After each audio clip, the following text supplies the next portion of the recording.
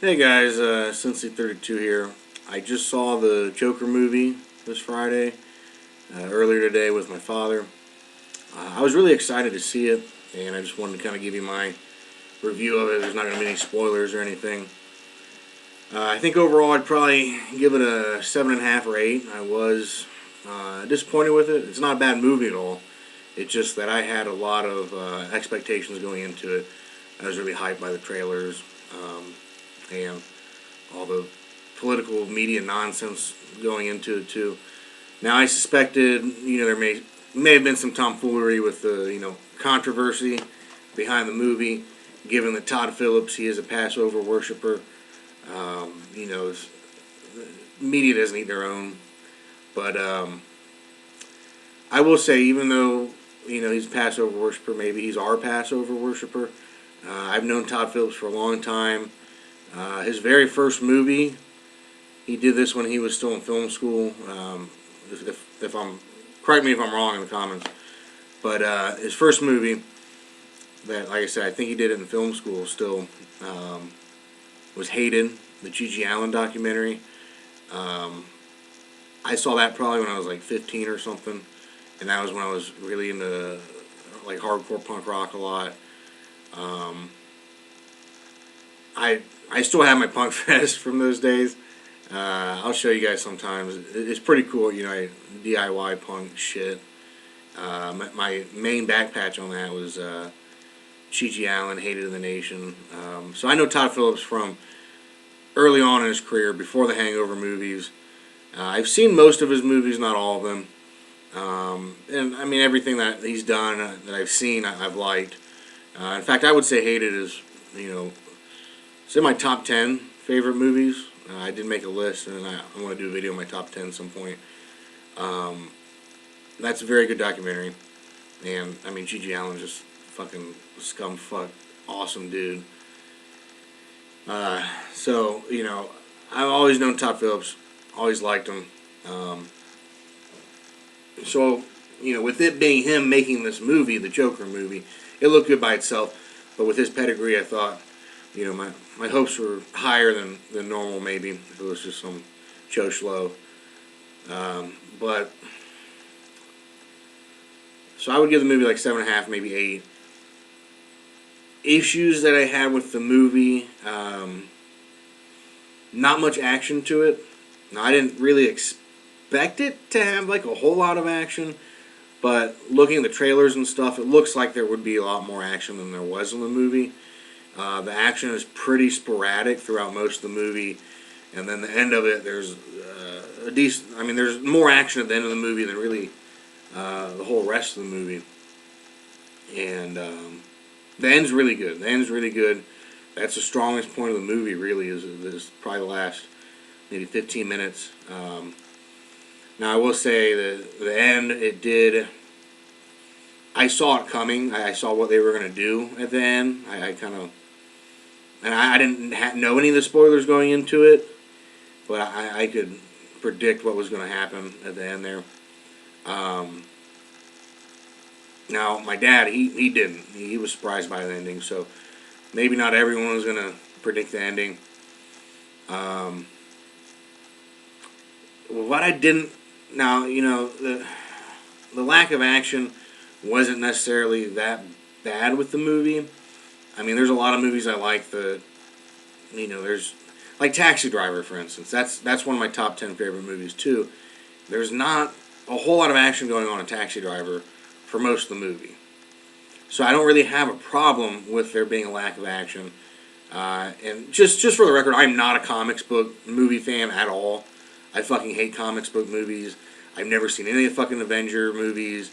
None of the Transformers shit. Like, I do not like those types of movies. Fucking Superman movies. Like, I'm not a fan of that shit. I did like Chris Nolan's, like, Batman movies. And that's really the only exception. I'm not into fucking superhero shit at all. Batman, he's alright, because, he's realistic. I mean, he doesn't have superpowers. So I can kind of get on board with Batman. So, the Joker, it was a good movie.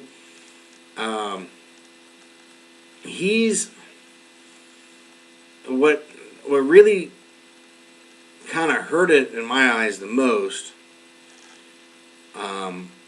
was kind of like this fucking weird, like, I don't know, I'm going to use esoteric for lack of a better word, but these weird esoteric scenes with Joaquin Phoenix. And I've heard a lot of people praise, even people that don't like the movie, they've praised Joaquin Phoenix's acting in it. And really everyone in the movie does a good job at acting. There was no one that, at least on our first viewing, that stood out to me as like, oh man, that actor's shit. But Joaquin Phoenix, there's just so many weird fucking shots of him, like dancing, like fucking, he looks like he's fucking like some yoga hipster or some shit when he's dancing. It's really fucking weird. I don't know. It didn't really do it for me at all, man. I think they were trying to press upon us that, you know, this guy's fucking nuts. But all the other things that he did that was weird in the movie, that impressed to me that he was nuts a lot better than these weird fucking, like, interpretive dance scenes that he was doing. And there was, like, a lot of that shit. And it was just fucking, it was like, I don't know, too fucking weird and shit. Like, I was not a fucking fan of it. One interesting thing, and I think this is why the media is, like, fucking hating this movie, is because, and again, I'm not going to get into spoilers here, but Joker and, like, there's a group of people within society that support Joker. And this is, they don't even know who he is, but they know of some of the things that he's done, and they've put him on this pedestal. And that way, that's how he becomes the Joker. These people make a pedestal for him and put him on that pedestal. These people that support the Joker, the film makes it as explicit as possible without actually saying it, that these people are Antifa. And, you know, Joker's Antifa, and these people that fucking worship him, they're Antifa too. I mean, if you see the movie, I mean, Todd Phillips is just beating the audience in the head that, hey, this is a parallel for what's going on right now in American society. And these people that support Joker, I'm having them explicitly represent Antifa. And I don't know. I could give you some examples, but you know, I want to leave some surprises for you if you guys go and see it.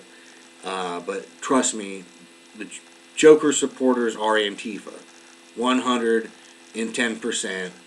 Fucking Todd Phillips, I'm telling you, he is as clear as possible without actually stating it.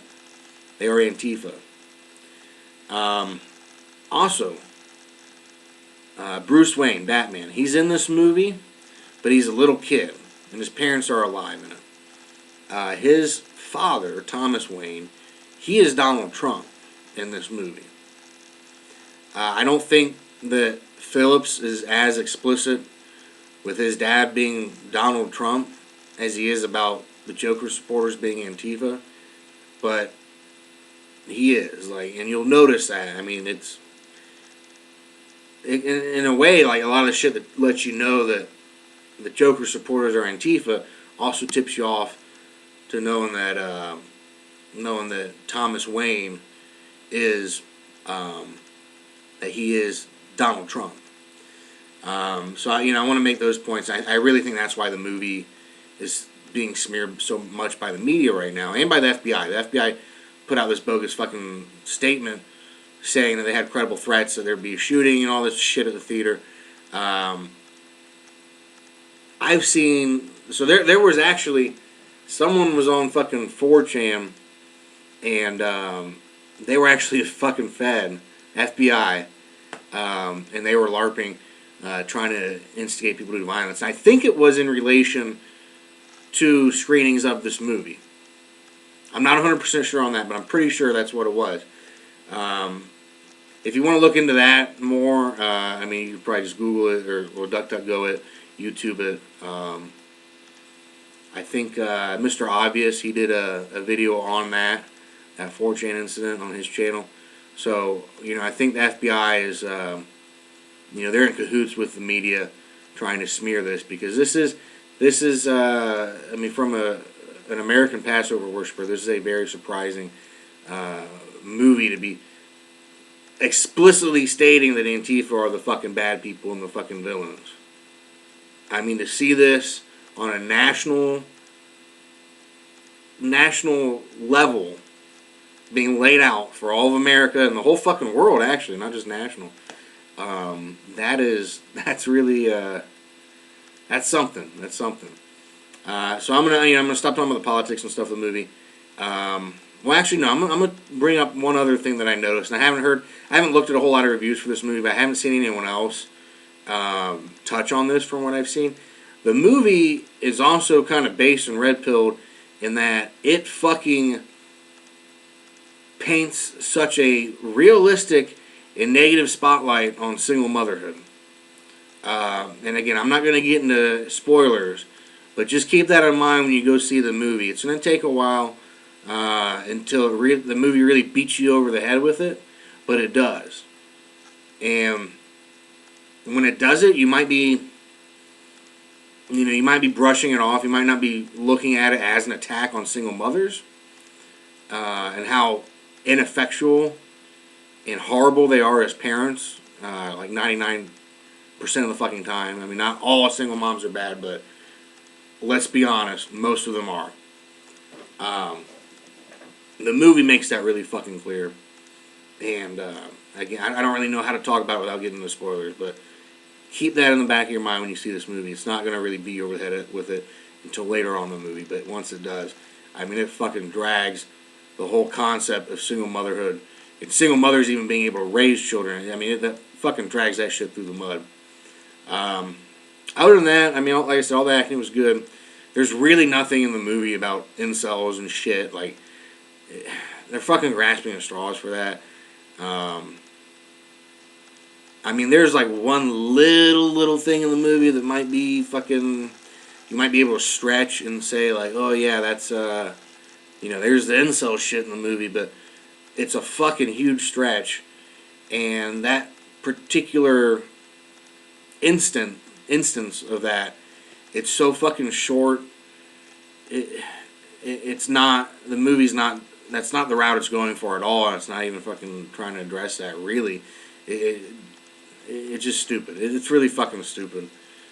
People that are saying this is a fucking incel movie and shit, it's fucking not. Like, you'll notice that when you watch it. The only other thing I want to say about the movie, I like the setting a lot. They never really say exactly when the movie takes place, but it takes place, judging by the cars, and I'm a car guy, I love fucking cars. Judging by the cars, the movie takes place early 80s, like really early 80s, maybe. I don't know. The newest cars I saw in the movie were probably like Oldsmobile 88, like the Caprice box version type, also the box Caprices. But I think those came out, I mean, you had the Impalas that look like the box Caprices. I think those came out in like, 78, 79. So, I mean, it could have been, but I think the Oldsmobile, like, the things I noticed on the Oldsmobile 88, it looked more like maybe like 81, 82 or something. And they do reuse, if you're a car guy and you're paying attention to cars and stuff, you'll notice they're reusing cars constantly. You'll see the same cars show up scene after scene after scene, which is alright. I mean, it's not, I was glad they had the cars in there. The cars are fucking sweet. I love, I realize it's going to be a big challenge, more and more for these movies to make, these settings that are in the past and have all these cool old cars that are, they're not pimped out and shit. But I really like the old cars. I like the setting, it's like it's Gotham City, but really it's like a fucking, like 70s seedy underbelly New York.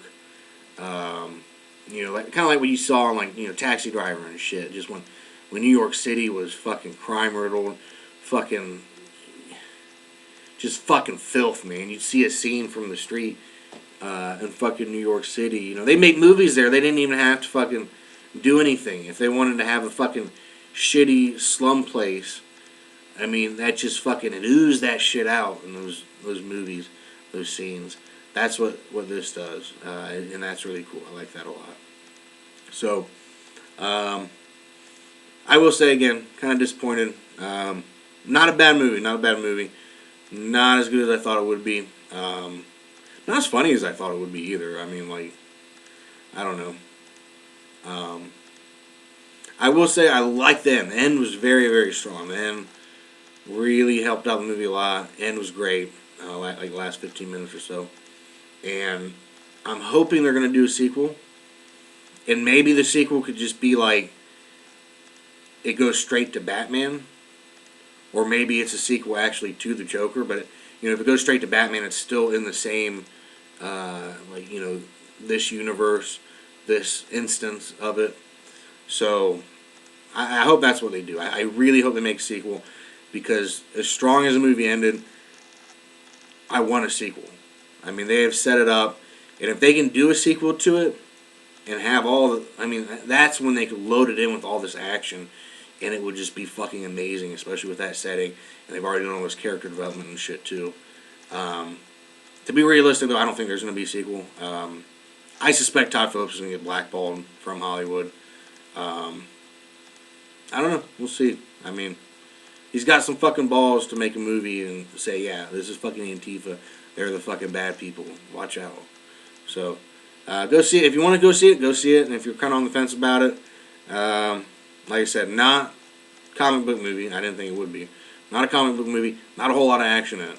And there's a lot of fucking weird, fucking like artsy-fartsy shit with Joaquin Phoenix.